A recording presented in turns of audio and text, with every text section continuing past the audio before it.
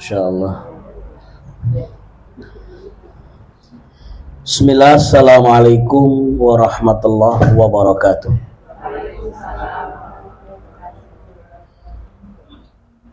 Innal hamdalillah nahmaduhu wa nasta'inuhu wa nastaghfiruh wa na'udzu billahi min syururi anfusina wa min sayyiati a'malina. Man yahdihillahu fala mudhillalah wa man yudlil fala hadiyalah. Asyhadu an la ilaha illallah wahdahu la syarikalah wa asyhadu anna Muhammadan abduhu wa rasuluh. Qala Allah ta'ala ya ayyuhalladzina amanu taqullaha haqqa tuqatih wa la tamutunna illa wa antum muslimun. Wa qala ta'ala ya ayyuhan nasu taqu rabbakumul ladzi khalaqakum min nafsin wahidah wa khalaqa minha zawjaha wa batha minhuma rijalan katsiran wa nisaa wattaqullaha alladzi tasaaluna bihi wal arham innallaha kana 'alaikum raqiba. Ya ayyuhalladzina amanu taqullaha wa qulu qawlan sadida yuslih lakum a'malakum wa yaghfir lakum dhunubakum wa man yuti'illaha wa rasulahu faqad faza fawzan 'azima. Amma ba'du, fa inna asdaqal hadithi kitabullah wa khairal huda huda nabiyina Muhammadin sallallahu alaihi wasallam wa syarrul umuri muhdatsatuha fa inna kulla muhdatsatin bid'atun wa kulla bid'atin dhalalah wa kulla dhalalatin finnar. Ma'asyiral akhawat wal ummahat, a'azzani Allah wa iyyakunna jami'atan. Usikum wa nafsi bitaqwallahi azza wa jal, faqad fazal muttaqun. Para akhwat dan ummahat, a'azzani Allah wa iyyakunna jami'atan. Alhamdulillahilladzi bi ni'matihi tatimmu shalihah. Kita melanjutkan apa yang kita telah agendakan dalam kajian setiap hari Rabu. Walhamdulillah, pada hari ini kita akan melanjutkan apa yang telah kita bahas dari kitab hadis Jibril, yaitu kitab Ilmuddin min hadis Jibril alaihissalam, yang mana terakhir kita masuk atau membahas tentang bab terakhir dari bab haji, yaitu tentang wajib haji, yang mana wajib haji ada 3, yaitu yang pertama al-ihram minal miqat, kemudian al-mabit bimina fi layalit tasyrik, kemudian ramrul jimar murattaban. Wajib haji yang pertama adalah ihram dari miqat. Miqat sebagaimana yang dimaksud telah dibahas sebelumnya, bahwasanya miqat itu ada miqat al-makaniyah, ada al-miqat az-zamaniyah. Kalau miqat zamaniyah ini khusus untuk haji, yaitu bulan-bulan haji yang dimulai di bulan Syawal ke Dzulqa'dah terakhir dan Dzulhijjah. Adapun miqat secara umum apabila disebutkan miqat adalah miqat al-makaniyah. Untuk umrah az-zamaniyah tidak ada miqat zamaniyah. Ya, umrah dilakukan di bulan apapun maka sah. Adapun kalau haji tidak sah apabila tidak pada bulan haji. Adapun miqat al-makaniyah, miqat pengambilan tempat di mana kita bermulai untuk melakukan ihram, yaitu ada 5 tempat. Yang mana di pertemuan sebelumnya saya hanya mengatakan 5 tempat, belum menjelaskan karena waktu. Maka di kesempatan yang berbahagia ini akan kita sampaikan 5 tempat miqat tersebut. Di antaranya atau antara lain adalah yang pertama yang terkenal dengan Dzulhulaifah atau Bi'r Ali. Dzulhulaifah atau Bi'r Ali ini adalah miqatnya penduduk Madinah, ya, atau orang-orang yang melewati Madinah. Dan sebagaimana telah disebutkan bahwasanya para jamaah umrah Indonesia kebanyakan mengambil jalur ini, datang baik dia turun di Jeddah ataupun turun di Madinah, maka beristirahat dulu di Madinah beberapa hari di Madinah, baru kemudian mengambil miqat dari Dzulhulaifah atau Bir Ali. Kemudian yang kedua adalah Al-Juffah. Ya, sebuah miqat namanya adalah Al-Juffah. itu mikotnya penduduk Syam, ya, penduduk Syam. Syam yang hari ini terbagi menjadi 4 negara, yaitu Al-Urdun, Yordania, kemudian Syria, kemudian Filistin, Palestina, dan Lebanon. Jadi orang-orang Syam, yaitu orang-orang Palestina, orang-orang Yordania, orang-orang Lebanon, orang-orang Syria, atau orang-orang yang melewati negara-negara tersebut, ya, maka mengambil mikot dari yang namanya Al-Juhfah. Kemudian yang ketiga yang namanya mikot Yalamlam. Yalamlam ini adalah mikot untuk penduduk Yaman dan yang melewati Yaman. Jadi Yaman, sebelum Yaman melewati Yaman, berarti dia termasuk orang mikotnya Yaman, dia mengambil mikot namanya Yalamlam. Ya, kemudian yang keempat, ya, secara singkat yaitu Qarnul Manazil. Qarnul Manazil ini adalah mikotnya Ahlu Najd, ya, penduduk Najd. Ya, kemudian yang kelima adalah Zatul Irqi, Zatul Irqin. Ini adalah mikotnya penduduk Irak. Nah, ini adalah 5 mikot al-makaniyah, 5 mikot di mana seorang mulai berikhram. Dan seorang yang meninggalkan atau melebihi batas mikot, dia belum ihram, maka karena ini adalah sebuah wajib, maka nanti bahaya ibadahnya, karena ini adalah wajib, masuk pada wajib haji atau wajib umrah, maka dia mengulangi lagi, ya. Kemudian ada banyak pertanyaan biasanya dalam membahas mikot ini, bagaimana Ustadz dengan mikot Jeddah? Ya, karena ada sebagian rombongan jamaah umrah itu dari Surabaya misalnya atau dari Jakarta, dia langsung ke Jeddah, kemudian umrah ke Mekah. Ya, ada sebagian jamaah demikian. Maka sebenarnya mikotnya itu bukan Jeddah. Makanya dianjurkan dia telah memakai pakaian ihram dari masuk pesawat dari Surabaya atau dari Jakarta sudah berihram, bagi laki-laki sudah berpakaian putih misalnya, ya, sudah tidak menggunakan pakaian-pakaian yang berjahit. Bagi wanita sudah menggunakan pakaian-pakaian ihram, yaitu pakaian sholat. Adapun, ya, untuk menghindari kalaulah nanti tidak ada pengumuman dari mutawif atau dari kru pesawat ketika melewati mikot, misalnya melewati di atasnya salah satu mikot yang telah disebutkan, ya, kalau tidak ada pengumuman maka dia sudah siap, istilahnya sudah siap berikhram, ya. Tetapi informasinya, apabila seorang yang meniatkan umroh, ya, Jeddah langsung Mekah, nanti di atas pesawat itu ada pengumuman, oh saya sebentar lagi kita akan melewati mikot misalnya Yalamlam, karena terbang di atas Yaman misalnya, atau melewati sebentar lagi kita akan mengambil mikot di atas Syam, pesawatnya melewati misalnya Yordania atau melewati Palestina dan seterusnya, maka dia segera, ya, berpakaian ihram dan meniatkan ihram. Itu adalah mikot, ya. Adapun bagaimana dengan orang-orang yang di dalam mikot? Jadi mikot itu ada 5 sisi, ya, ada 5 sisi. Yang pertama tadi adalah Jeddah, kenapa tidak masuk? Ya, ada orang beranggapan karena tidak diajarkan oleh mutawifnya, mikotnya ngambil dari mana? Dari Jeddah. Jeddah bukan masuk mikot, karena Rasulullah SAW tidak menyebutkan Jeddah sebagai mikot, yang mana nama Jeddah, kota Jeddah sudah ada sejak zaman Nabi Shallallahu Alaihi Wasallam, tapi Nabi SAW tidak menyebutkan mikot Jeddah. Itu yang catatan yang pertama. Catatan yang kedua, bagaimana dengan penduduk yang berada di dalam lingkaran 5 mikot tadi, yaitu penduduk Mekah itu sendiri.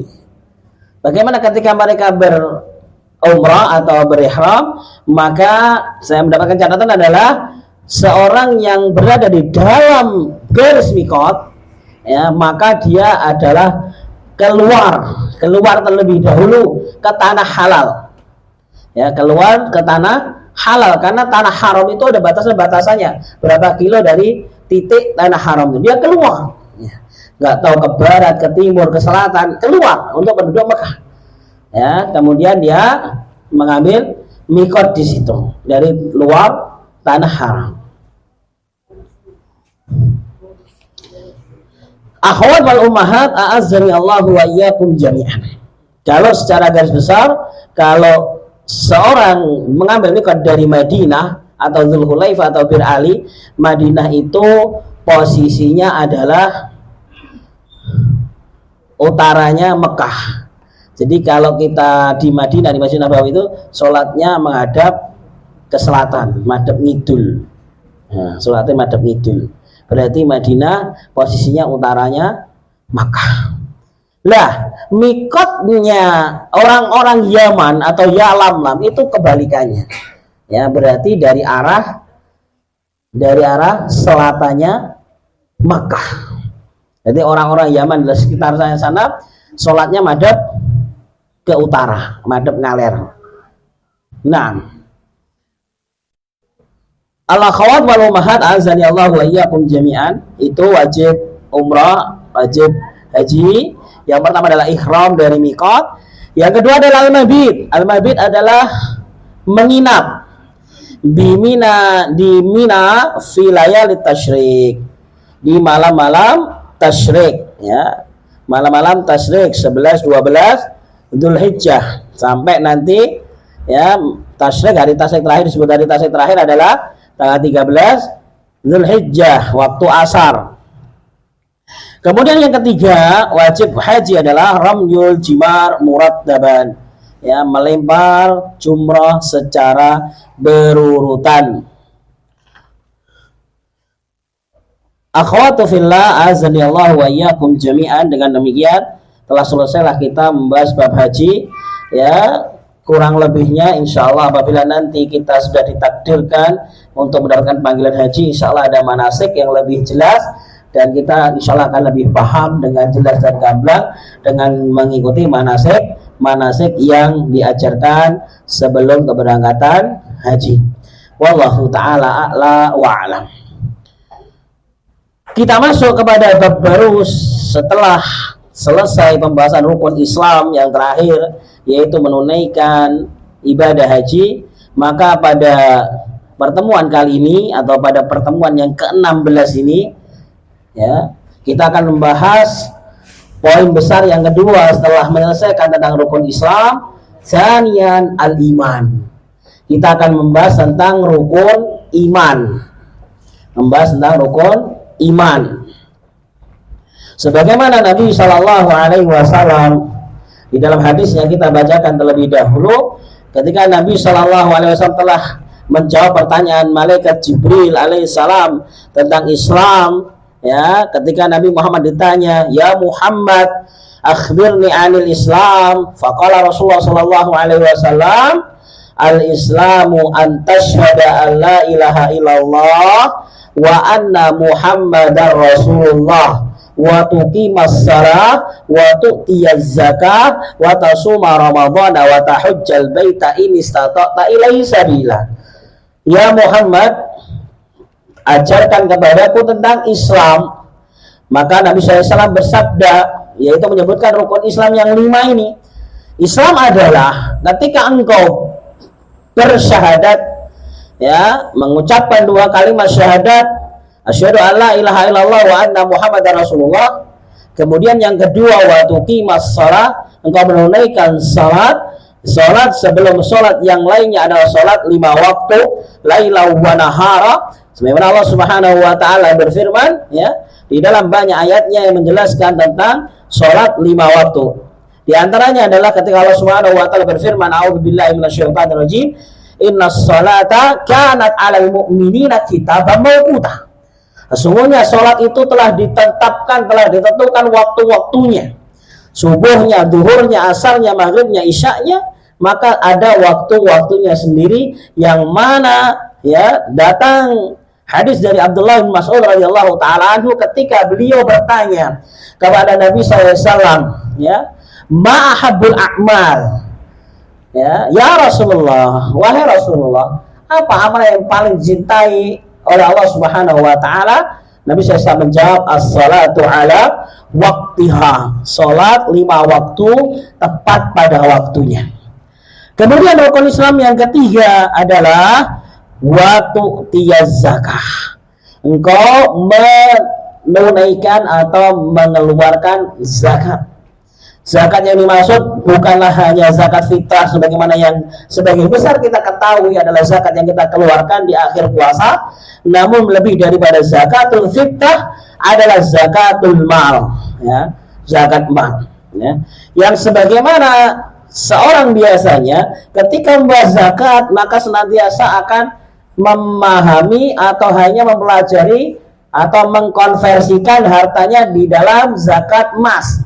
Kewajiban zakat emas, ya, zakat emas itu adalah 85 gram, ya, zakatnya 2,5%, ya.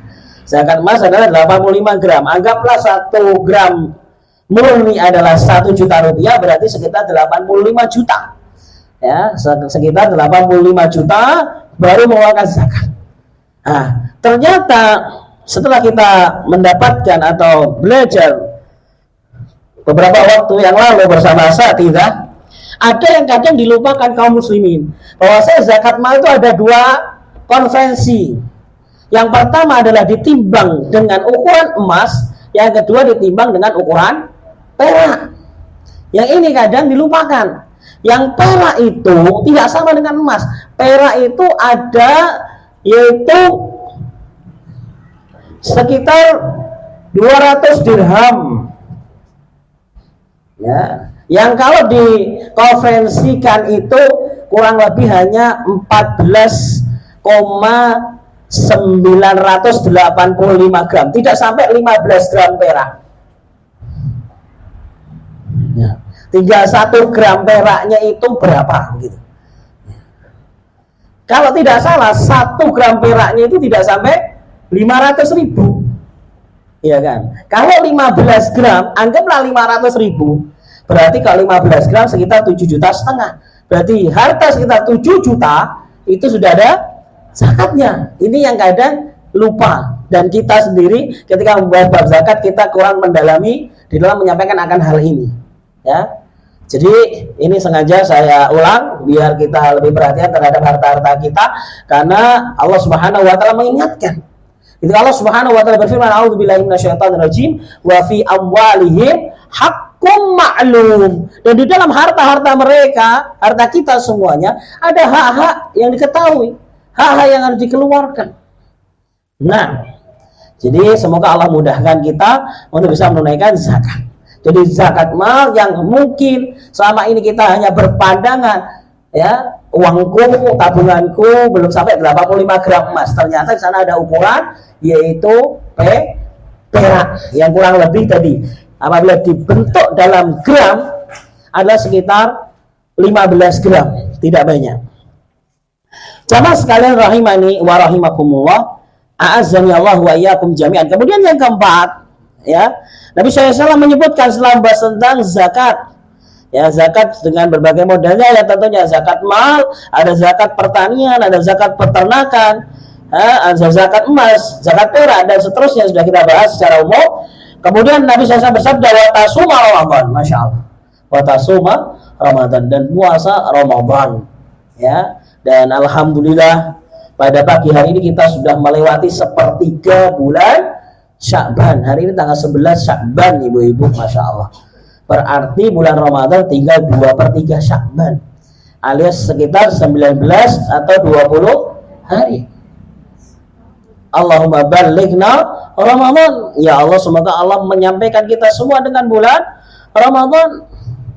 Maka di bulan Sya'ban ini kita pun sudah mulai lebih giat di dalam, ya, mengisi saldo amal saleh, meningkatkan amal saleh, ya. Karena Nabi SAW 1400 tahun yang lalu mengingatkan kepada Usama bin Zaid, ya, seorang sahabat Nabi SAW, dengan beliau mengatakan, "Dzalika syahrun yaghfulu nasu anhu baina Rajab wa Ramadan." Usama bin Zaid, ya, sesungguhnya bulan itu adalah bulan yang manusia kebanyakan melalaikannya, melupakannya, menyia-nyiakannya. Bulan apa itu? Baina Rajab wa Ramadan. Antara bulan Rajab dan bulan Ramadan. Orang mungkin fokusnya Ramadan sebentar lagi, Ramadan 20 hari lagi. Sekarang gaspol cari tambahan yang banyak, tabungan yang banyak, sementara melalaikan, menabrak-nabrak hal-hal yang diharamkan Allah Subhanahu wa taala, atau melalaikan daripada kewajiban yang harus ditunaikan. Padahal semestinya bulan ini adalah sudah mulai ya dipanasin lagi kembali mesin-mesin untuk ketaatan kepada Allah Subhanahu wa taala. Maka ada 3 hal yang disampaikan ya oleh para ulama berkenaan dengan bulan Sya'ban yang sudah harus kita mulai dari sekarang. Adalah yang pertama adalah memperbanyak puasa seperti yang dilakukan Rasulullah SAW, terkhusus bagi mereka yang berat untuk berpuasa. Ini terutama untuk para suami ya, bagi mungkin suami ini panjenengan pekerja berat ya punten, misalnya tukang kuli bangunan ya dan semisalnya ya, maka di bulan Sya'ban ini kesempatan untuk apa? Mengatur pola ya, mengatur pola sehingga apa? Kalau datang bulan Ramadan sudah apa? Sudah terbiasa dengan pola berpuasa. Yaitu apa? Puasa Ramadan. Tidak ada alasan apapun kecuali kita puasa Ramadan kecuali alasan yang dibenarkan syariat. Di antaranya adalah sakit, safar dan yang lainnya. Adapun kalau masalah ini pekerjaan berat, ini pekerjaan ringan, di zaman Nabi SAW, kalau kita membaca sejarah, ada sebuah waktu di mana Rasulullah SAW dan para sahabatnya perang dalam kondisi puasa Ramadan. Maka tidak ada alasan ya bagi yang sehat, kuat ya, maka pekerjaan berat bukan udzur. Bagaimana mensiasati itu? Bulan Sya'ban inilah di mana tempat untuk apa? Melatih pola atau membuat pola terbiasa berpuasa sebagaimana Nabi SAW ajarkan. Selain itu ya, masih di dalam hadis Usama bin Zaid, Rasulullah SAW kenapa memperbanyak puasa di bulan Sya'ban? Kata beliau lagi, wa huwa syahrun turfa'u fihi al-a'mal ila rabbil alamin. Bulan Sya'ban adalah bulan di mana diangkat catatan amal ini kepada Allah Subhanahu wa taala. Ya, bulan Her dilaporkan catatan amal kita. Akankah kita penuhi dengan kebaikan-kebaikan dan amal saleh, ataukah kita penuhi dengan sebaliknya? Dan puasa merupakan salah satu bentuk amal soleh yang mana pahalanya Allah sendiri akan membalasnya. Allah sendiri akan membalasnya. Wa ana ajzi bih yada'u ta'ama wa syarabahu li ajli. Karena orang yang berpuasa, kata Allah Subhanahu wa taala dalam hadis qudsi, dia meninggalkan makanannya yang harusnya halal, dia boleh makan. Dia meninggalkan minumannya, dia meninggalkan syahwatnya untuk Allah Subhanahu wa taala. Maka Allah akan membalas sendiri bagi orang yang berpuasa ganjaran yang tidak termaktub dalam rumus 1 kebaikan akan dibalas 10 kebaikan sampai ila sab'i'ati dhifin, sampai 700 kebaikan. Rumus baku amal soleh kita lakukan, 1 kebaikan itu kali 10 ganjarannya minimal 10 sampai 700 kali lipat. Ini rumus baku. Tapi untuk puasa keluar dari rumus ini, Allah sendiri yang akan menentukan ya pahala bagi orang-orang yang gemar berpuasa. Kemudian yang kedua setelah puasa adalah anna Sya'ban huwa syahrul qur'an. Ya, karena bulan Sya'ban para ulama menyebutkan ini adalah bulannya para pembaca Al-Qur'an. Ketika kita mengerti bulan Ramadan adalah bulan diturunkan Al-Qur'an, bulan di mana kita semua semangat tadarus Al-Qur'an. Sebagaimana Rasulullah SAW setiap malamnya murajaah bersama Jibril menghatamkan Al-Qur'an. Maka sebelum datang Ramadan itu, di bulan Sya'ban ini kembali kita raih mushaf panjenengan tasih kelingan mboten Bu, tang pundi dele. Nang dhuwur pogon apa nang dhuwur lemari. Lah nggih dipadosi. Kadose kemarin, tahun kemarin pas takbiran Allahu Akbar, Allahu Akbar. Paling sebelum takbiran malahan H-3 sibuk nggawe roti, Al-Qur'ane lali nek ndeleh. Gitu. Lah niki sudah bulan Sya'ban, minimal mulai madosi Al-Qur'an. Nek ndi Al-Qur'an ku ya? dibersihkan. Nggih. Mulai membaca wabah wis prei meh setahun kok. Nggih. Mulai membaca setelah sholat misalnya 2 ayat. Ngelawan 2 ayat. Kemudian 3 ayat. Besok 1 halaman atau setengah halaman. Nanti tiba bulan Ramadan sudah panas. Ya, bulan Ramadan habis subuh Masya Allah sudah bisa 1 juz. Nah, kenapa? Karena sudah terbiasa di bulan Sya'ban. Kemudian yang terakhir pembahasan tentang masalah Sya'ban adalah al-amalus sholihah al-yumiyah. Apapun yang kita lakukan usahakan berpotensi menjadi kebaikan atau amal soleh. Apapun. Amal soleh itu ada 2, melakukan sesuatu atau meninggalkan sesuatu. Makanya takwa itu ya adalah anta malabi taatillahi ala nuri minallahi tarju sawaballah wa anta truka maksiatallahi ala nuri minallah takhafu iqaballah. Takwa itu 2 model. Takwa itu tidak hanya melaksanakan, enggak. Tapi pun di sana juga ada meninggalkan. Engkau melakukan ketaatan atau meninggalkan yang dilarang. Ketika jenengan paham dan sadar lek medal keng griya dosane kata mending teng griya mawon. Ternyata di rumah juga dapat pahala. Kenapa? Tidak melakukan sesuatu yang dilarang. Lek aku metu ning ngarepan kae melu ngrumpi kanca-kanca ya. Gibah ngalam itu wong wis arepe poso bakal gibah. Wis tak ning omah wae mending kemulan tilem jenengan dapat pahala. Pahala apa? Meninggalkan hibah. Nggih ngoten. Lah nggih. Saestu. Jadi bertakwa kepada Allah itu tidak terus melakukan, tetapi pun juga meninggalkan dan meninggalkan. Jamaah sekalian rahimani wa rahimakumullah. Prioritas amal soleh, maka kita pun memikirkannya. Di antara prioritas amal soleh adalah berbakti kepada kedua orang tua. Siapa dari kita yang tidak punya orang tua? Kita lahir dari orang tua. Walaupun kita sudah tua, masih punya orang tua. Tak napa mikir rada rewel iki. Lek rada iki ya tak mesti mikir nawa suwe. Nah nggih. Mboten mewakili perasaan ibu nggih. Iki ustaz kok tau iki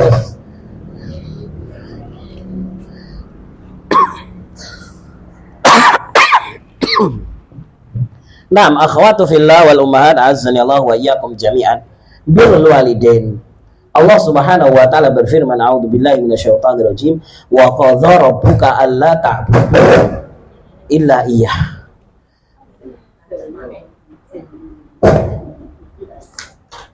Coba dikurangi volumenya sedikit. Mungkin nemen buatan damel mic insyaallah jelas kok.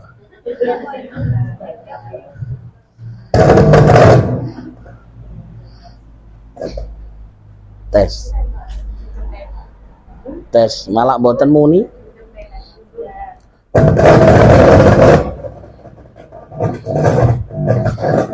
Tes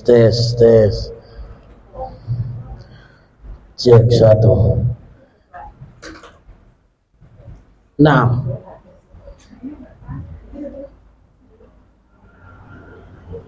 1, 2, 3 dicoba. Nggih. Allah Subhanahu wa taala berfirman, a'udzubillahi minasyaitonir rajim, wa qadza rabbuka alla ta'budu illa iyyah wa bil walidaini ihsana. Dan ditetapkan untuk kita semuanya manusia agar tidaklah beribadah kecuali kepada Allah, yaitu yang pertama kewajiban kita adalah mentauhidkan Allah, beribadah hanya kepada Allah semata dan meninggalkan kesyirikan. Kemudian perintah yang kedua adalah wa bil walidaini ihsana. Dan kepada kedua orang tua hendaklah birrul walidain. Al-akhwat wal ummahat azani Allah wa iyyakum jami'an. Maka di dalam bulan ini, bulan yang mulia ini, yang Nabi SAW menyebutkan banyak manusia lalai terhadap bulan ini. Dengan demikian semoga kita menjadi perhatian. Kita bukan yang disebut Nabi sebagai orang lalai di bulan Sya'ban, maka di bulan ini kita lebih lagi memperhatikan tentang bakti kita kepada orang tua kita. Karena itu ada prioritas amal soleh seseorang. Kalau mereka telah meninggal dunia, maka banyak kita doakan. Semoga Allah merahmati mereka yang telah meninggalkan kita. Allahumma amin. Jamaah sekalian rahimani wa rahimakumullah. Azani Allah wa iyyakum jami'an. Tentang motivasi bulan Sya'ban pun kita juga sampaikan, harap menghindari hal-hal yang baru dalam ibadah di bulan Sya'ban. Apabila ada hal-hal ajakan-ajakan tentang ibadah khusus yang ada di bulan Sya'ban, maka tentunya membutuhkan dalil, ya. Membutuhkan dalil motivasi ibadah yang dilakukan bulan Sya'ban, sama seperti hari-hari yang lainnya, ya. Hari-hari yang lainnya kita lakukan lebih diperhatikan di bulan Sya'ban. Adapun kalau mengadakan sesuatu yang khusus, misalnya malam 13, malam 14, malam 15 dengan sholat 1000 rakaat, 1000 surat dan lain sebagainya dan semisalnya, maka ingat hadis Nabi sallallahu alaihi wasallam ketika Aisyah radhiyallahu taala anha meriwayatkan sebuah hadis, man ahdatsa fi amrina hadza ma laysa min fahuwa raddun, wa fi riwayati li muslimin man amila amalan laysa alaihi amruna fahuwa raddun. Nabi sallallahu alaihi wasallam yang mengatakan itu semua tertolak kalaulah tidak ada contohnya.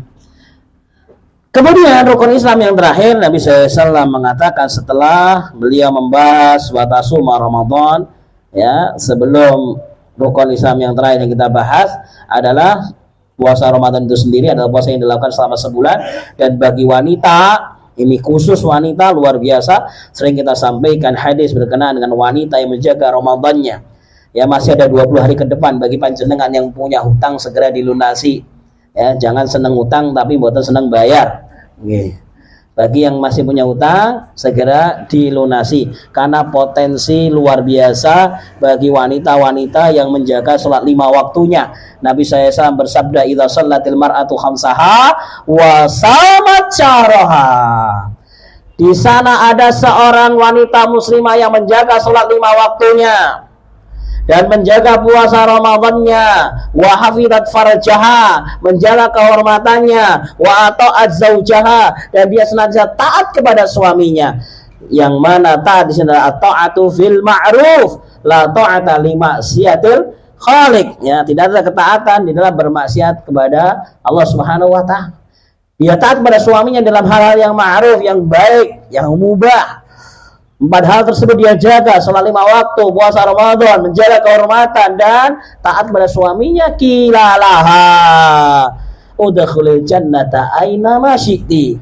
Dikatakan kepadanya nanti, wahai muslimah yang demikian, yang punya 4 sifat di atas tadi, sholat 5 waktunya terjaga, puasa Ramadannya terjaga, kehormatannya terjaga, hijabnya dijaga, kemudian dia taat kepada suaminya, maka masuklah ke dalam surga dari pintu yang kalian inginkan. Luar biasa, ini tidak didapatkan oleh seorang laki-laki. Tidak didapatkan oleh seorang laki-laki. Menunjukkan, ya, bagaimana luar biasa seorang wanita di dalam Islam. Allah dan Rasul memperhatikan akan keistimewaan dan kemuliaan mereka selama mereka mematuhi rambu-rambu yang telah ditetapkan. Baru kemudian Rasulullah SAW menyebutkan, wa tahujjal baita in istata'ta ilaihi sabila, dan engkau menunaikan haji jikalau mampu. Pembahasan haji sudah kita selesaikan dan kita masuk di bab yang baru, ar-ruknu, yakni al-arkanul iman, rukun iman.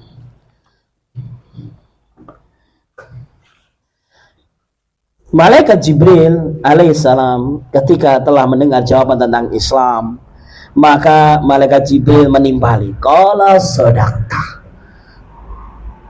kamu benar wahai Muhammad.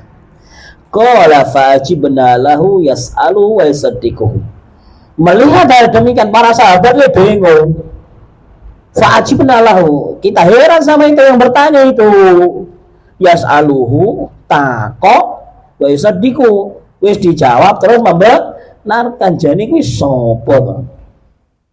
Kemudian bertanya lagi malaikat Jibril, fakhbirni anil iman. Muhammad, sekarang ajarkan kepadaku tentang iman. Maka singkatnya Nabi SAW bersabda, qala antu'mina billahi wa malaikatihi wa kutubihi wa rusulihi wal yaumil akhir wa tu'mina bil qadari khairihi wa syarrihi. Ini rukun iman, yaitu apa? Yang pertama, antuk minabillah, engkau beriman kepada Allah, wa malaikatihi, engkau beriman kepada malaikat-malaikat Allah, wa kutubihi, engkau beriman kepada kitab-kitab Allah, wa rusulihi, engkau beriman kepada utusan-utusan Allah, rasul-rasul Allah, wal yaumil akhir, dan engkau beriman kepada hari akhir, dan yang terakhir wa tu'mina bil qadari khairihi wa syarrihi, dan engkau beriman kepada takdir Allah, baik itu takdir yang khair ataupun takdir yang syarr. Al-akhwat wal ummahat, a'azzani Allah wa iyyakum jami'an. Itu hadisnya.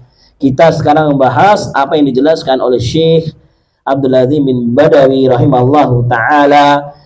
Qala Syekh Abdul Azim bin Badawi, thaniyan al-iman. Ar-ruknul awwalu al-imanu billah.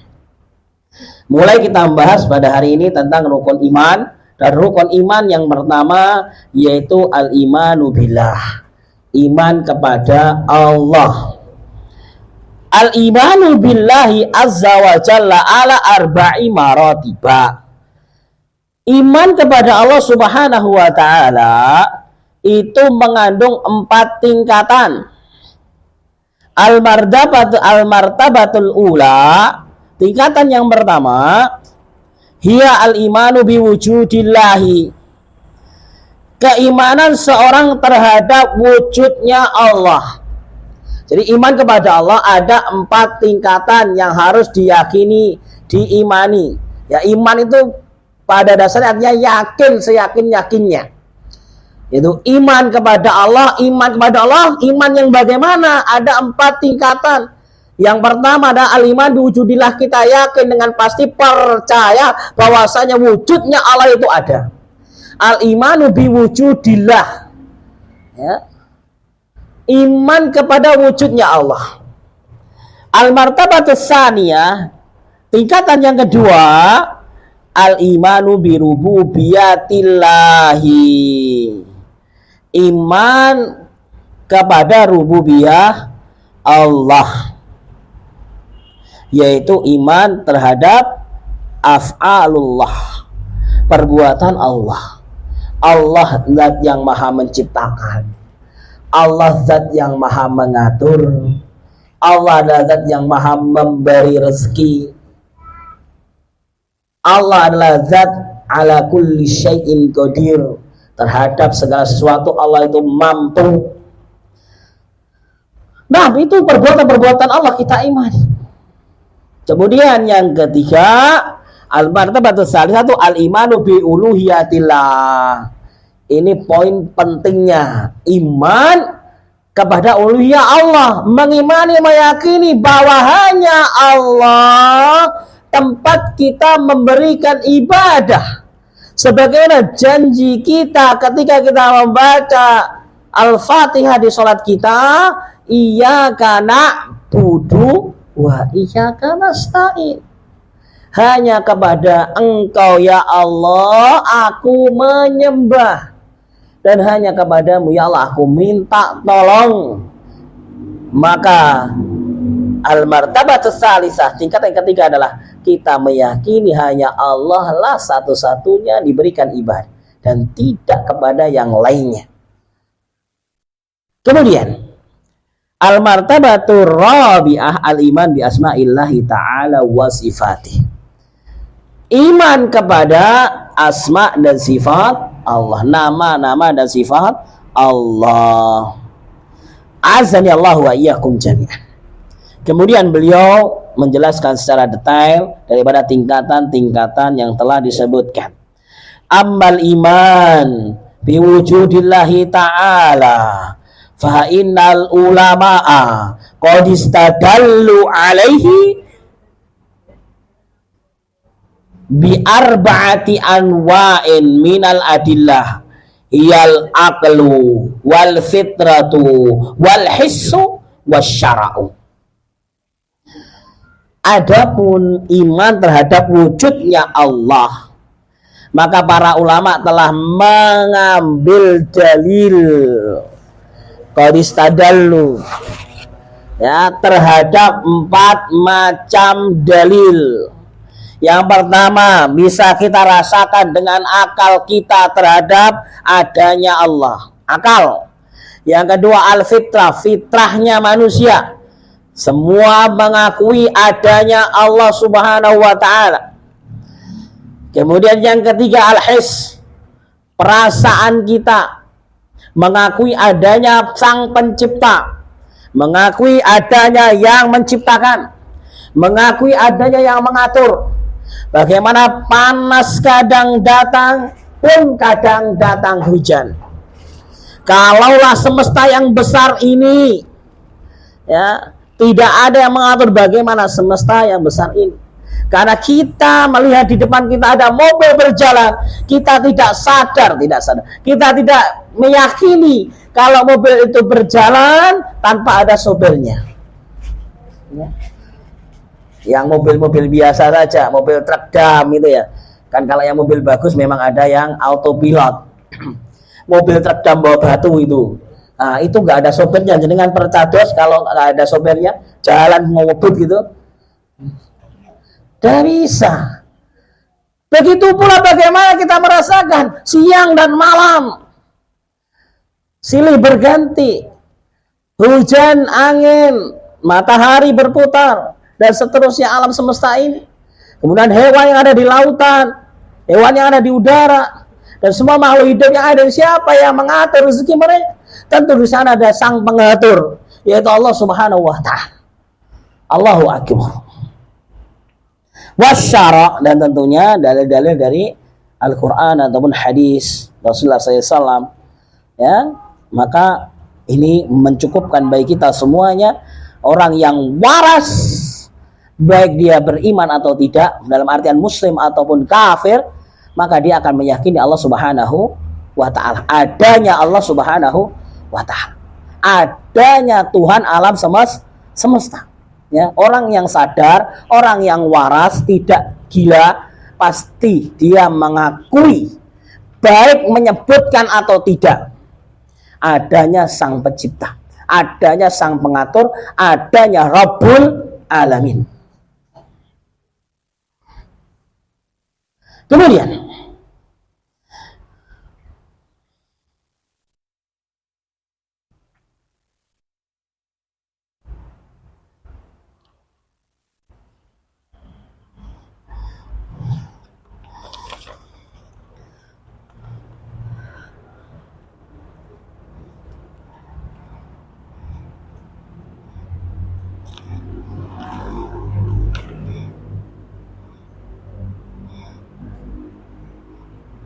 bahkan jamaah sekalian rahimani wa rahimakumullah, azani Allahu wa iyyakum jami'an, kita pun ya bisa melihat, tidak usah jauh-jauh keluar ke sana kemari, melihat diri kita ya di dalam tubuh kita ini ya, ini menunjukkan di sana ada zat yang maha mengatur.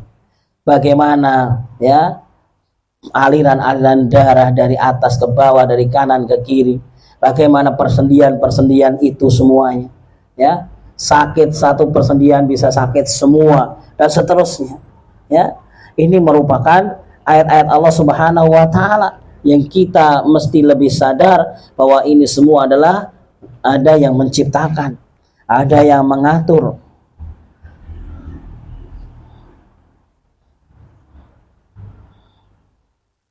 Kemudian martabat yang kedua, ini saya singkatnya panjang, ini penjelasan Syekh tentang masalah itu tadi ya, wujudillah. Al-martabat tsaniyah wahyal iman bi rububiyatillah, iman kepada rububiyah Allah. Al-iman bi annallah wahdah, mengimani sesungguhnya Allah Subhanahu wa ta'ala adalah zat satu-satunya, wal khaliq, yang menciptakan alam ini, al-malik, ya rajanya alam semesta ini, al-mudabbir, yang mengatur alam semesta ini, Yang memberi rezeki semua ini adalah Allah Subhanahu wa taala. Sebagaimana Allah Subhanahu wa taala berfirman, "A'udzubillahi minasyaitonir rajim, wa ma min dabbatin fil ardi illa 'alallahi rizquha." Ya. Dan apa-apa yang melata di muka bumi ini, yang hidup di muka bumi ini, baik di daratan, di lautan, di udara, semuanya, ya, semua, baik manusia ataupun hewan ataupun tumbuhan, ya, sama-sama panjenengan misalnya nandur pisang, ya, satunya ada buahnya, satunya tidak ada buahnya, beli bibitnya di tempat yang sama, pupuknya sama, tanahnya digali, dalamnya sama, tapi satunya berbuah, satunya tidak. Berarti di sana ada sang pencipta, ada sang pengatur. Ya, Allah mengatur satunya diberikan buah, satunya tidak, dan seterusnya. Allah Subhanahu wa taala semua yang mengatur. Illa 'alallahi rizquha. Nah, semua yang menetapkan rezekinya adalah Allah Subhanahu wa taala.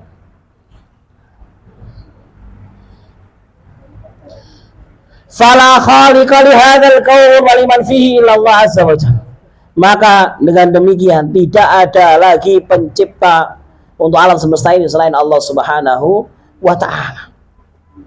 Wala malik li hadzal kaun wa fihi illa Allah azza wa jalla. Dan tidak ada raja di alam semesta ini selain Allah Subhanahu wa taala. Wala mudabbir li amri hadzal kaun illa Allah azza wa jalla.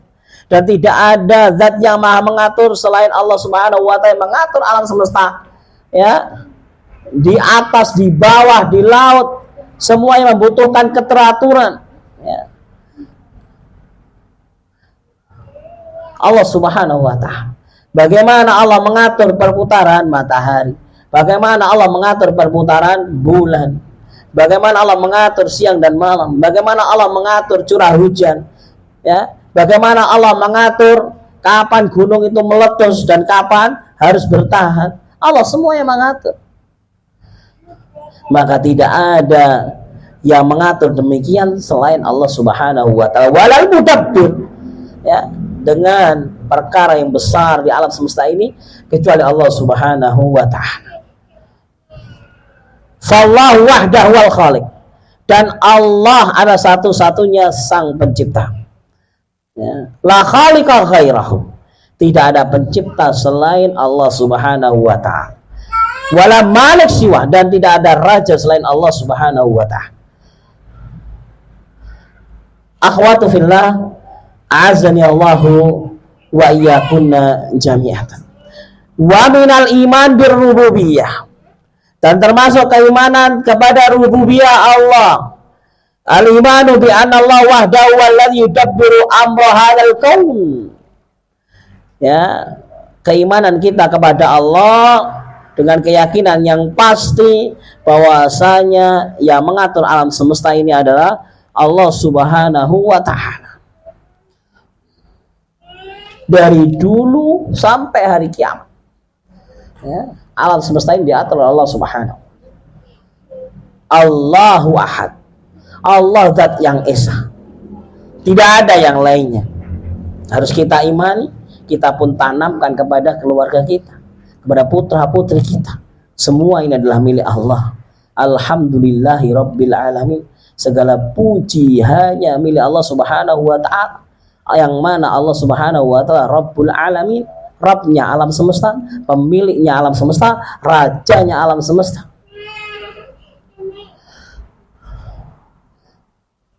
Nah,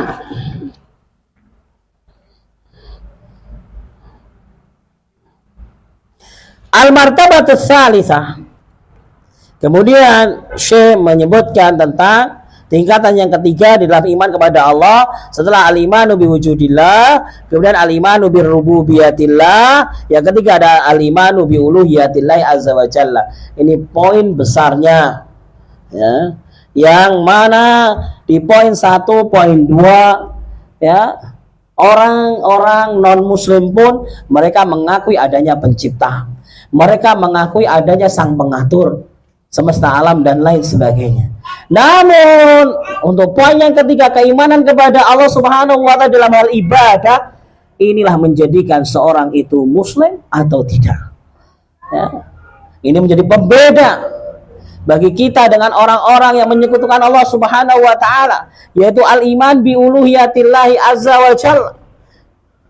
Ya, kata beliau Syekh Abdul Azim bin Badawi, fal imanu biwujudillah wal imanu birububiyatihi la yanfa'ani sahibuhuma ma lam yakun mukirran bi uluhiyatillahi azza wa jalla.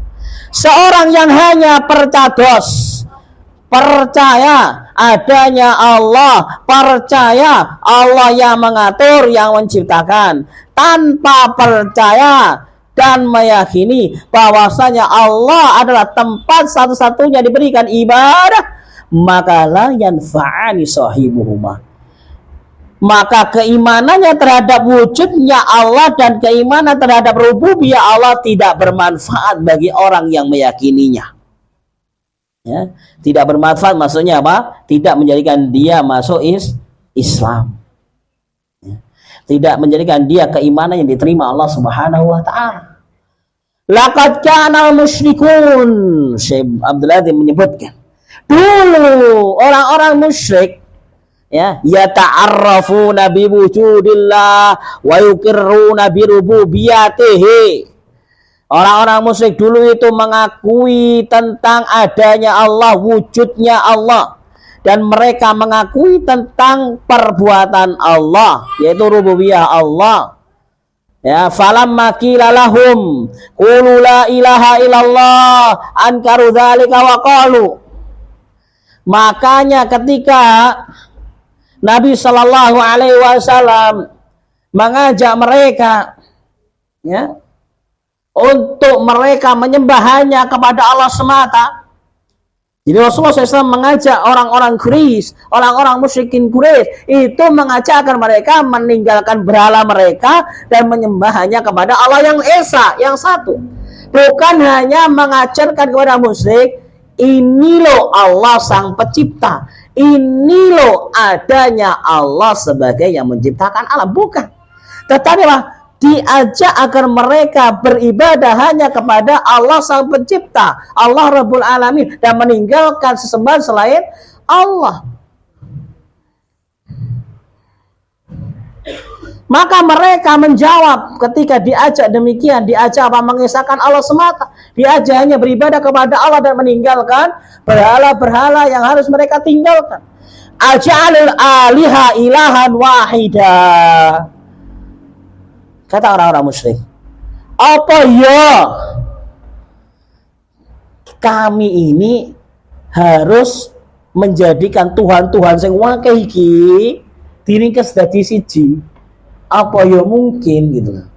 Kita ini sudah biasa nyembahi Tuhan banyak. Bagaimana kisah tentang Fathu Makkah, ya? Ketika Rasulullah SAW sampai kepada Makkah, ya, dalam proses Fathu Makkah, di sekitar Ka'bah itu banyak berhala. Bahkan di dalam Ka'bah pun ada berhala. Maka Rasulullah SAW digulingkan semua dan dibersihkan itu berhala dari Masjidil Haram dan Ka'bah. Karena mereka sudah terbiasa berdoa kepada berhala yang banyak. Tuhannya orang Quraisy, Tuhannya orang musyrik itu banyak. Ada patung A, patung B, patung C. Maka mereka punya peribadatan ada dua model, al-asnam wal authan. Al-asnam ini adalah model peribadatan yang diberikan kepada berhala yang berupa patung. Ya, patung besar, patung kecil, patung sedang, patung telinga lebar, telinga kecil, patung hidung panjang, hidung pendek, dengan macam-macamnya. Adapun al-authan ini adalah berhala yang bukan patung. Misalnya apa? Pohon. Misalnya apa? Sungai. Misalnya apa? Laut. Ya, yang bukan apa? Bentuk patung. Mereka beribadah di tempat-tempat tersebut. Al-asnam wal authan. Maka mereka tidak mau dengan dalil itu. Apa ya kita menyembah Tuhan yang satu, sementara kita Tuhannya banyak. Meri goliane. Ya. falam yanfa'hum imanahum biwujudillah wa rububiyatihi lamma ankaru uluhiyatahu. Maka kata Syekh Abdul Azim, maka orang-orang musyrik tadi walaupun mengakui adanya Allah, walaupun mengakui bahwasanya Allah adalah Rabbul Alamin, Tuhan alam semesta, tetapi mereka tidak mau meyakini bahwasanya Allah satu-satunya diberikan ibadah, meninggalkan ibadah kepada selain Allah, maka tidak bermanfaat keimanan terhadap wujudnya Allah dan keimanan terhadap rububiyah Allah.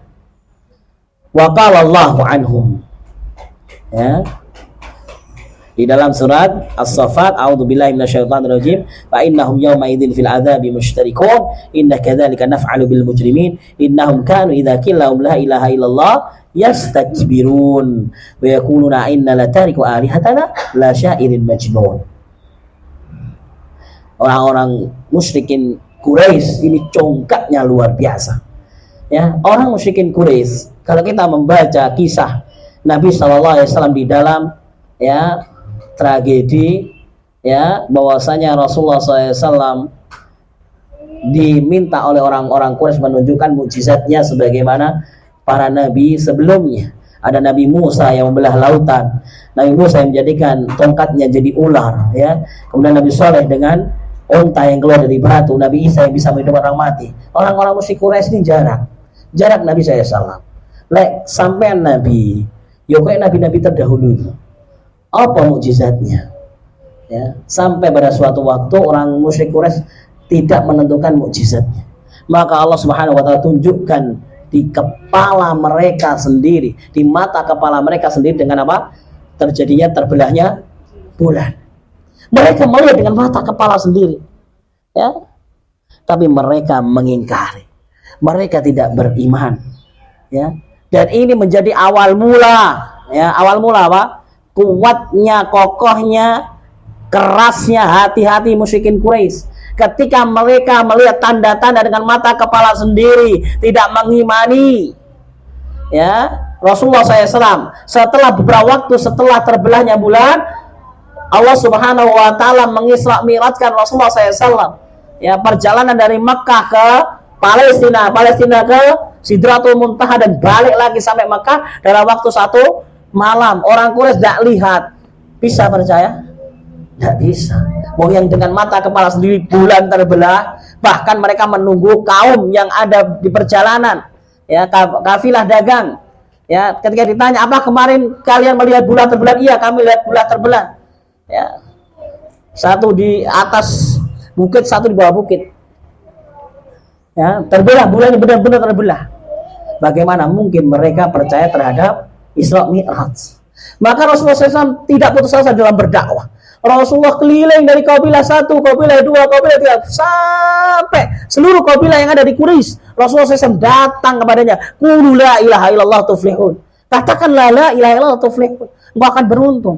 Maksudnya apa? Sembahlah Allah semata dan tinggalkan seluruh berhala ini, maka engkau akan menjadi orang yang sukses dunia dan akhirat. Mereka semuanya tidak ada yang menerima dakwah Nabi SAW, ya, illa yakhtalif firrad, kecuali hanya berbeda di dalam apa? Penolakan. Ada yang nolaknya lembut, boten purun derek jenengan Mas Muhammad. Ada yang agak sedang, ada yang enggak kasar, ada yang kasar sekali. Di antara yang paling kasar adalah Bani Hanifah.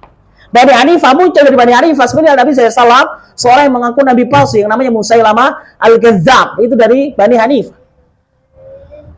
Maka ketika orang-orang Quraisy di semua kabilah tidak ada yang membuka hatinya untuk hidayah, maka Allah takdirkan orang-orang di luar Makkah diberikan hidayah, yaitu orang-orang Yasrib. Ada 6 orang Yasrib, di antaranya adalah Jabir bin Abdullah, rombongannya As'ad bin Zararah yang akan menunaikan ibadah haji atau umrah, didatangi Nabi SAW di perkemahannya. Bolehkah aku menyampaikan kepada kalian dari mana, perkenalan dan seterusnya. Akhirnya mereka beriman kepada Rasulullah SAW. Dan di tahun berikutnya, ya, rombongan As'ad bin Zararah dari Yasrib ini membawa 12 orang. Yang di tahun kemarin adalah 6 orang, sekarang 12 orang. Dan dari situ Rasulullah SAW mengutus Mus'ab bin Umair sebagai dai yang pertama ke Madinah. Dan dari Mus'ab bin Umair banyak sekali orang-orang Yasrib masuk Islam. Ya, di antaranya ketika Mus'ab bin Umair ketemu dengan Sa'ad bin Mu'ad. Ya, Sa'ad bin Mu'ad adalah kepala suku Aus, ya, yang mana semua dalam hari itu mereka semua masuk Islam. Ya, lantaran siapa? Lantaran Mus'ab bin Umair dan Sa'ad bin Mu'ad. Sehingga datangnya Nabi SAW ke Madinah disambut oleh penduduk Madinah yang sudah luar biasa banyaknya daripada penduduk Madinah, dari suku Khazraj, suku Aus. Ya, luar biasa.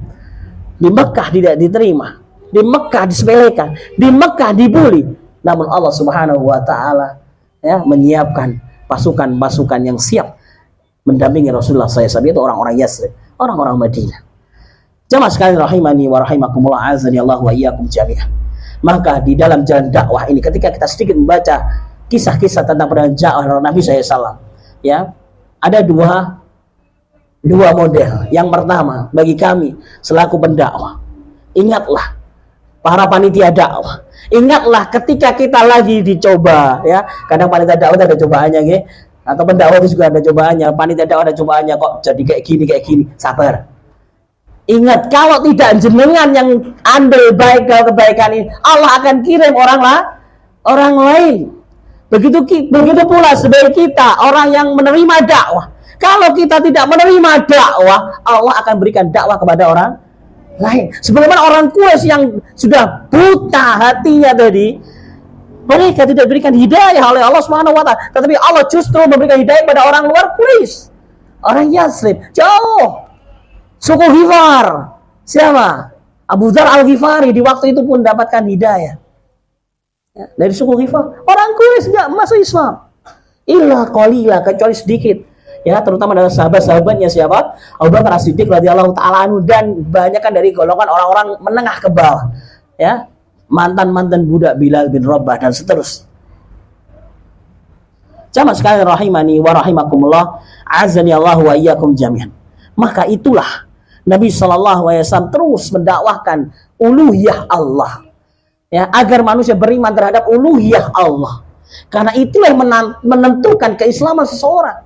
Ketika dia yakin dengan keyakinan yang pasti, ketika dia mengucapkan dua kalimat syahadat, asyhadu alla ilaha illallah, aku bersaksi tidak ada sembahan yang boleh disembah, yang berhak untuk disembah kecuali Allah, maka dia tidak akan memberikan peribadatan sedikit pun kecuali kepada Allah Subhanahu wa taala. Wa asyhadu anna Muhammadar Rasulullah, dan di dalam beribadah senantiasa derek Kanjeng Nabi sallallahu alaihi wasallam, karena Islam telah sempurna.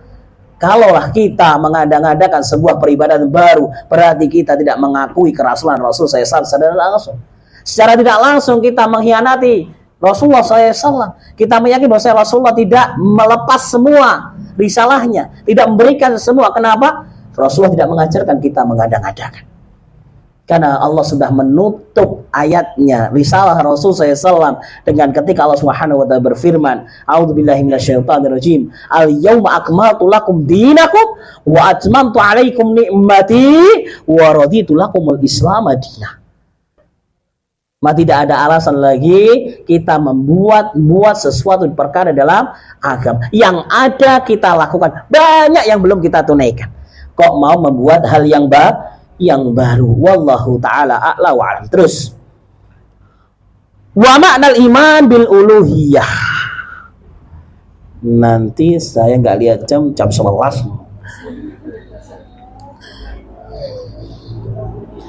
Wa ma'nal iman bi uluhiyatillahi azza wa jalla al-i'tiqad wal i'tiraf wal iqrar bi anna Allah ta'ala wahdahu wal mustahiqqu lil ibadati duna siwa.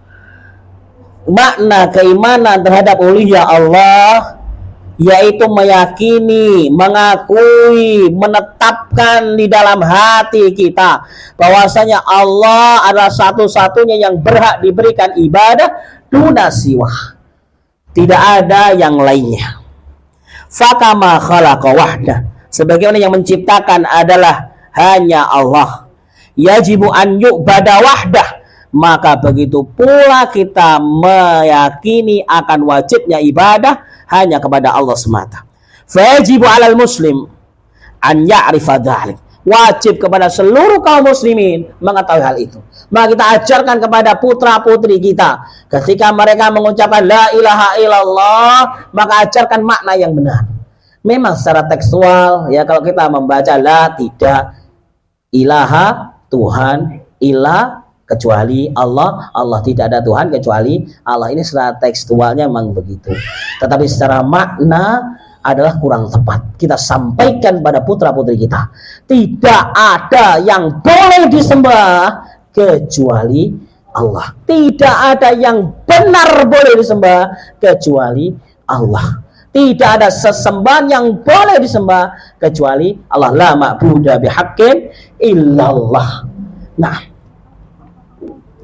seandainya kita bayangkan sedikit, akhwat wal ummahat, seandainya la ilaha illallah diartikan di zaman Nabi SAW, ketika Rasulullah SAW mengatakan kepada orang Quraisy, la ilaha illallah, artinya tidak ada Tuhan selain Allah, tentu orang Quraisy banyak yang masuk Islam. Kenapa? Tidak ada Tuhan selain Allah, karena orang Quraisy punya Tuhan sendiri. Tidak usah jauh-jauh, di Indonesia ada berapa agama?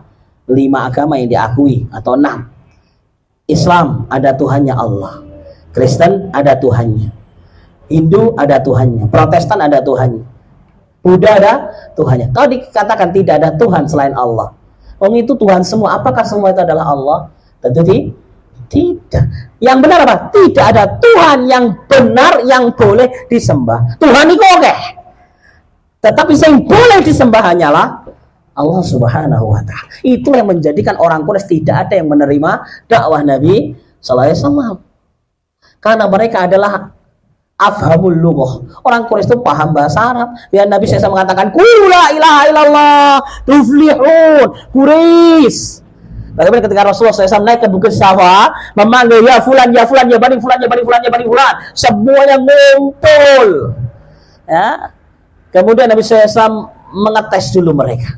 Apakah kalian percaya kalau di belakang ada pasukan yang siap menggempur Quraisy? Mereka percaya. Ma jarabna kadiban qad. Wahai Muhammad, kita tidak pernah mendapatkan engkau berdusta sekalipun. Masya Allah. Ini Nabi Muhammad yang tidak pernah berdusta, yang disaksikan oleh seluruh manusia pada waktu itu. Ya, karena ngajak tauhid jadi dimusuhi. Karena ngajak tauhid jadi apa? Dijadikan Allah-Allah, penyair, orang gila dan seterusnya. Lah kita yang gampang tahu ngapusi, ya, ngajak koncone ngaji gak gelem pisane wis coklek. Wah bahaya ya. Wah gak gelem gak ngajak-ngajak. Dijak ora gelem ya. Rasulullah SAW.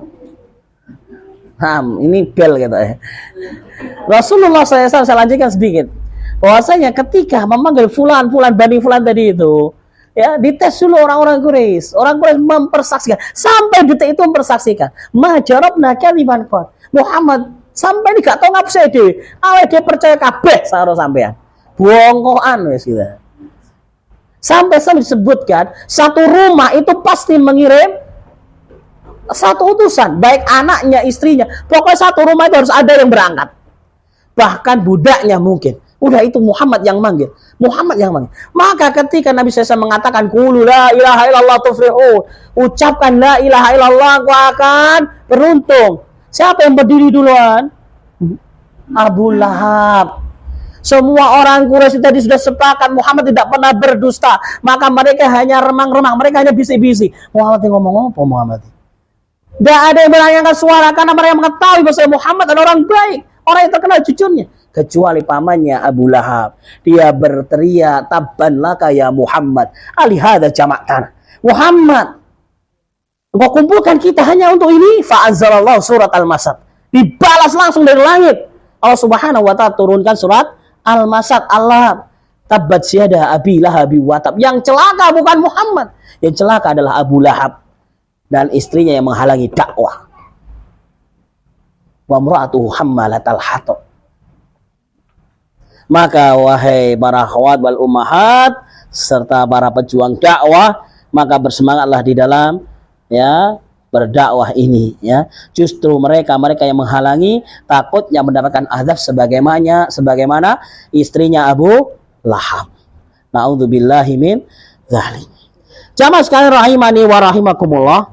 mungkin kita cukupkan di dalam bab yaitu al-martabat yang ketiga, yaitu al-iman bi uluhiyatillah azza wa jalla. Insyaallah kita lanjutkan di pertemuan yang akan datang. Mungkin ada 1-2 pertanyaan bisa dijawab. Kalau tidak ada kita cukupkan sampai sekian. Wallahu taala a'la wa a'lam.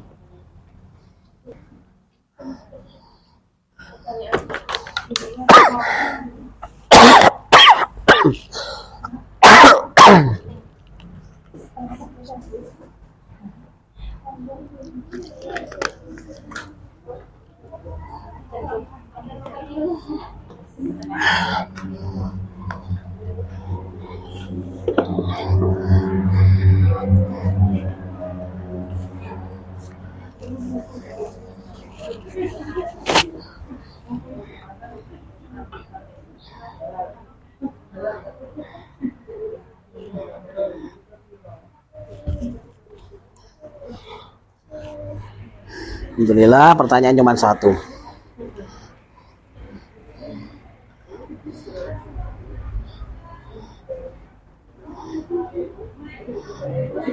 Bismillah, ada pertanyaan. Semoga Ustadz Sallallahu amin. Saya bertanya, apakah boleh sholat taubat? Sholat taubat ya sholat minta ampun kepada Allah Subhanahu wa taala. Pada dasarnya ya, kalau ini dikhususkan pertanyaannya ini bagaimana apabila dilakukan setiap malam? Setiap malam maka sunnahnya adalah sholat tahajud, dan disitulah panjenengan bertaubat dan minta ampun kepada Allah Subhanahu wa taala. Sifatnya orang beriman di antaranya adalah bangun malam ya untuk menunaikan sholat walaupun cuma 1 rakaat. Nah, wallahu taala a'la wa a'lam.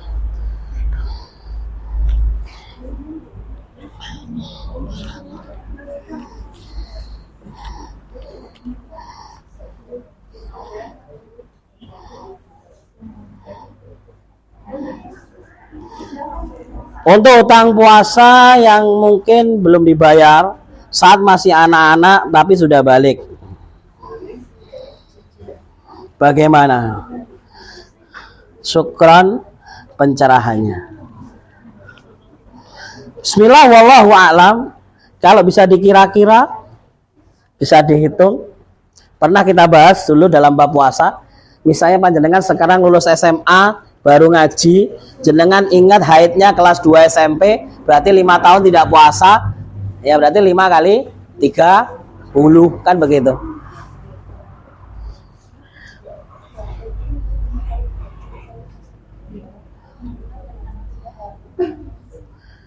Fattaqullaha mastata'tum. Wallahu a'lam. Bertakwa kepada Allah semampunya dalam hal sudah diusahakan. Wallahu a'lam.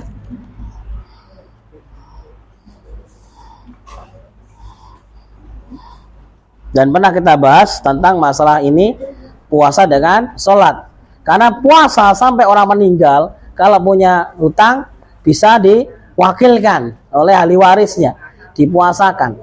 Tapi kalau sholat dulu belum sholat Ustaz, belum mengetahui Ustaz wajibnya, baru tahu wajibnya sholat, apakah dihitung? Walau alam tidak. Tapi banyak bertaubat kepada Allah. Nah, dihitung ya sehari 5 kali, sebulan liburnya seminggu, berarti ngitungnya 24. Berarti 24 kali 12 peng. Wah, oke lah. Pada dasarnya ad-dinu yusrun, kata Nabi SAW. Agama Islam itu mudah, ya, tapi tidak bermudah-mudahan. Mudah, semuanya mudah, diusahakan. Ya, kalau mentok gak mampu, Allah tidak minta kepada di luar kemampuan. Fattaqullaha mastata'tum. Wallahu a'lam. Berikutnya, cukup, masya Allah, cuman 2 saja hari ini pertanyaan. Atau ada yang bertanya secara langsung?